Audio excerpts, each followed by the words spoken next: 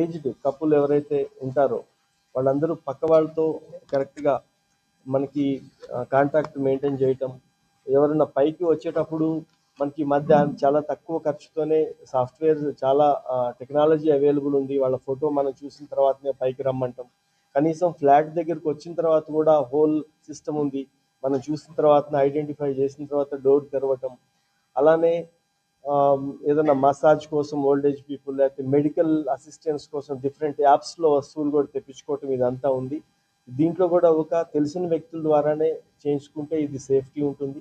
అలానే ప్రతి ప్లాట్ఫామ్లో కూడా వాళ్ళ డీటెయిల్స్ ఏదైతే ఉండటం, కొన్ని యాప్స్ మనం చూస్తుంటాం అప్లికేషన్స్ కూడా, దీంట్లో వాళ్ళ డీటెయిల్స్ మొత్తం వాడు అడుగుతూ ఉంటాడు ఏదైనా హెల్ప్ చేద్దామనే బహానా మీద. అన్ని డీటెయిల్స్ కూడా ఇవ్వకుండా ప్రైవసీ మెయింటైన్ చేయడం కూడా ఇది చాలా ఇంపార్టెంట్ అని అందరూ దీన్ని పాటించాలని చెప్పి పోలీస్ డిపార్ట్మెంట్ కోరుకుంటుంది. Thank you. అంటే ఇతను ఈ A2 అక్కడ మెదక్లో ఉన్నప్పుడు ఆన్లైన్ గేమింగ్లో ఆడి డబ్బులు పోగొట్టుకున్నాడు. తర్వాత ఇది లోన్ యాప్ ద్వారానే వీడు డబ్బులు తీసుకొని A1కి ఇస్తాడు 37,000 కూడా. అక్కడ పబ్లిక్ అందరూ డబ్బులు అని ఎమ్మడబడుతున్నప్పుడు వీడు వచ్చేసి ఇప్పుడు ఈ రైల్వే స్టేషన్లో అక్కడిక్కడ పనిచేసి క్యాబ్ డ్రైవర్గా పనిచేస్తున్నాడు. ఇతను అక్కడ ఇక్కడికి వచ్చి డ్రైవర్గా పనిచేసి తీసేసిన తర్వాత ఇప్పుడు ప్రస్తుతం ర్యాపిడో వీటిలో ఏదైనా డ్రైవర్గా కానీ దానికి వెళ్తూ ఉన్నాడు. వీళ్ళకి గతంలో ఏమి నేర చరిత్ర లేదు తెలిసినట్టుగా. వీళ్ళు వాళ్ళ పిల్లలందరూ అబ్రాడ్లో ఉంటారు. వీళ్ళు కూడా ఫ్రీక్వెంట్గా వెళ్తారు. యాక్చువల్గా ఆ మర్డర్ జరిగే ముందు రోజు 4th రోజు కూడా వీడికి ఉన్న ప్లాన్ ప్రకారం వీళ్ళు ఇంతకుముందు రెడ్ హిల్స్లో ఉంటారు. అక్కడికి వెళ్తారు. వెళ్ళి ఇక్కడ వీళ్ళ గురించి ఎంక్వైరీ చేస్తే వీళ్ళు ఈ కొత్త ఇంటికి ఆల్రెడీ మూవ్ అయిపోయినారు అని చెప్పి తెలిస్తే ఆ ముందు రోజు కూడా వచ్చి ఇక్కడ ఆ ఫ్లాట్లో లైట్స్ ఉన్నాయా లేవా, బట్టలు ఆరేసినాయి ఇవన్నీ చూసుకొని వెళ్ళి మళ్ళీ 5th రోజు ప్రిపేర్ అయ్యి వచ్చి ఈ మర్డర్ చేస్తారు. ప్రాసెస్లో A2ని కూడా కలుపుకున్నాడు. అతను సొంతగా ముందుకు రాడు అని అనిపించిందో వీళ్ళిద్దరి మధ్యలో ఒక 40,000 అప్పు ఉంటే ఆ డబ్బులు కూడా నేను తిరిగి ఇచ్చేస్తా, ఈ పెద్ద మనిషి నాకు ఇవ్వాల్సింది ఉంది, డబ్బులు ఇచ్చేది తీసుకొద్దాం రా అని చెప్పి అక్కడికి ఐడెంటిటీ దాచిపెట్టి వెళ్ళాల్సిందని చెప్పి ఆ రోజు 5వ తారీఖులో సాయంత్రం ఒక బుర్కా వేసుకొని ఇతను, ఇంకొక అతను ఒక క్యాప్ పెట్టుకొని తర్వాత మాస్క్ పెట్టుకొని వీళ్ళిద్దరూ సాయంత్రం రావటం. ఆ వాచ్మెన్ దగ్గరికి కూడా వచ్చి వీళ్ళు పలానా వాళ్ళు వచ్చారు అని చెప్తే వాళ్ళు ఐడెంటిఫై చేసి ఆ ఓల్డ్ ఏజ్ కపుల్ రమ్మంటారో రానిస్తారో లేదో అని చెప్పి వాళ్ళ దగ్గర గతంలో పనిచేసి రిలేషన్ మంచిగా ఉన్న అలీ అనే ఒక వ్యక్తి పేరుని వీళ్ళ పేరుగా తప్పుగా చెప్పి వాచ్మెన్తో పైకి ఫోన్ చేయిస్తారు.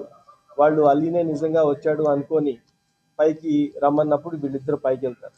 వెళ్ళిన తర్వాత ఈ A1 నైఫ్ తీసుకొని డైరెక్ట్గా ఫస్ట్ ఆ పెద్ద మనిషిని అటాక్ చేయటం, అతని అరుపులకి వాళ్ళ వైఫ్ వస్తే వాళ్ళ వైఫ్ని కూడా అటాక్ చేసి చంపడం జరిగింది. ఇక్కడ మర్డర్ అయిపోతుంది అనేది ముందు తెలిసినా దాన్ని చూడలేక ఆవిడ A2 ముందే పరిగెత్తుకొని వెళ్తాడు. ఇతను ఆ వ్యక్తి లాస్ట్ స్టాబింగ్ అయిన తర్వాత స్ట్రగుల్ అయ్యి చనిపోయే 30 minutes కూడా అక్కడే ఉండి చూసిన తర్వాత అతను వెళ్తూ ఆ జేబులో ఒక 600 డబ్బులు ఉన్నాయి, అవి తీసుకొని పోయినాడు. వేరే సెర్చ్ చేస్తే అక్కడేమి వేరే వస్తువులు ఏమి దొరకలేదు. తర్వాత అతని ఐఫోన్, చనిపోయిన అతని ఐఫోన్ కూడా ఇతను తీసుకొని వెళ్ళడం జరిగింది. వీడంతా క్రిమినల్ అంటే ఈ ఐఫోన్తో ఆ 30 minutesలో కూర్చొని ఇది ఐఫోన్ నుంచి ఫోటో ఏదైనా CCTV కెమెరాస్ ఏదైనా యాక్సెస్ ఉందా, దాన్ని యాప్ డిలీట్ చేయాలని అది ఒకటి ప్రయత్నం చేయడం జరిగింది. అట్లానే ఈ మర్డర్ అయిన తర్వాత అతను వెళ్ళబోయేటప్పుడు ఈ వాచ్మెన్ ఏదైనా బహానా మీద ఆ కారణం చూపించి బయటికి పంపితే లోపల ఉన్న CCTV ఫుటేజ్ ఆ DVRలో కూడా డిలీట్ చేయాలని చెప్పి నాకు కూల్ డ్రింక్ కావాలని చెప్పి ఆ వాచ్మెన్కి ఫోన్ చేస్తాడు డిసీజ్డ్ ఫోన్లో వచ్చి. అప్పుడు అతని దగ్గర డబ్బులు లేనందుకు ఆ వాచ్మెన్ బయటికి వెళ్ళలేదు. అందుకని ఆ CCTV ఫుటేజ్ మనకి మిగిలిపోయింది. లేకపోతే ఇతను వాచ్మెన్ని బయటికి పంపించి ఆ CCTV ఫుటేజ్ కూడా డిలీట్ చేయాలని చెప్పి, లేకపోతే ఆ DVR తీసుకొని వెళ్ళాలని చెప్పి ప్లాన్ చేస్తారు. ఇన్ని జాగ్రత్తలు తీసుకున్నా కూడా మన పోలీసులు అందరూ అన్ని టీమ్స్ కూడా శాయశక్తుల దీంట్లో పనిచేసి వితిన్ 4 daysలో ఈ అక్యూజ్డ్ ఇద్దరిని కూడా అరెస్ట్ చేయడం జరిగింది. అతని దగ్గర ఈ సెల్ ఫోన్ ఒకటి, తర్వాత వాళ్ళు యూజ్ చేసిన నైఫ్, ఆ బుర్కా కూడా సీజ్ చేయడం జరిగింది. దీనికి తెలుస్తుంది రాజేంద్ర నగర్ పోలీస్ స్టేషన్లో ఈ మంత్ 5th రోజు జన చైతన్య కాలనీ phase 2లో ఒక వృద్ధ దంపతుల హత్య జరిగింది. దాంట్లో షేక్ అబ్దుల్ హమీద్ అని వాళ్ళ వైఫ్ రిజ్వానా, వీళ్ళిద్దరిని కత్తులతో పొడిచి క్రూరంగా చంపడం జరిగింది. వీళ్ళు ఈ ఇంతకుముందు రెడ్ హిల్స్ ఏరియాలో ఉండేవారు. ఈ మధ్య కాలంలో అంటే 40 days క్రితమే మన ఏరియాకి రావటం, ఆ అపార్ట్మెంట్లో ఆ డూప్లెక్స్ దాంట్లో ఉండటం స్టార్ట్ చేశారు.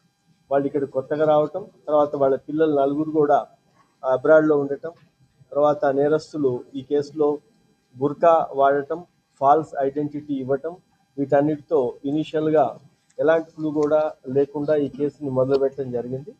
ఈ నేరం జరిగిన విధానము, ఇద్దరు ఓల్డ్ ఏజ్డ్ కపుల్ని ఇంత క్రూరంగా చంపినందుకు మా సైబరాబాద్ పోలీస్ కమిషనర్ గారు ఎవ్రీ డే టు డే బేసిస్లో ఈ కేసులో ఇన్వెస్టిగేషన్ ప్రోగ్రెస్ని మానిటర్ చేస్తూ CCS Rajendra Nagar and SOT టీమ్స్ని మొత్తము లా అండ్ ఆర్డర్ పోలీస్తో కలిసి 6 teams 4 days ఎవరికి రెస్ట్ లేకుండానే ఈ కేసులో క్లూస్ వర్కౌట్ చేయటం, తర్వాత ఈరోజు ఈ కేసులో ఇద్దరు నిందితుల్ని అరెస్ట్ చేయడం జరిగింది. మొహమ్మద్ షకీల్ సల్మాన్ అని, మొహమ్మద్ ముజీబుద్దీన్ అని.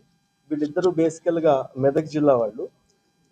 ఈ షకీల్ సల్మాన్ ఎవరైతే ఉన్నారో అతను గన్పూర్ మండలం మెదక్ డిస్టిక్ చెందినవాడైతే, ముజీబుద్దీన్ రషీద్ కాలనీ మెదక్ టౌన్కి సంబంధించిన వాళ్ళు. వీళ్ళిద్దరూ గతంలో పరిచయస్తులు, అక్కడ స్నేహం ఉండింది.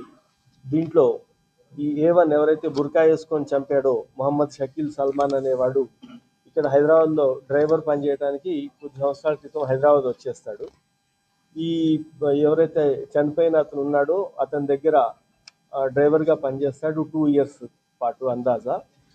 ఇతను డ్రైవర్గా పనిచేసే టైంలోనే ఈ అపార్ట్మెంట్ ఇక్కడ వాళ్ళు కట్టించడం, ఇల్లు కట్టే ప్రాసెస్లో ఉండటం, వీళ్ళ సొంత ఏరియాకి వీళ్ళతో పాటు ట్రావెల్ చేయడం జరిగింది.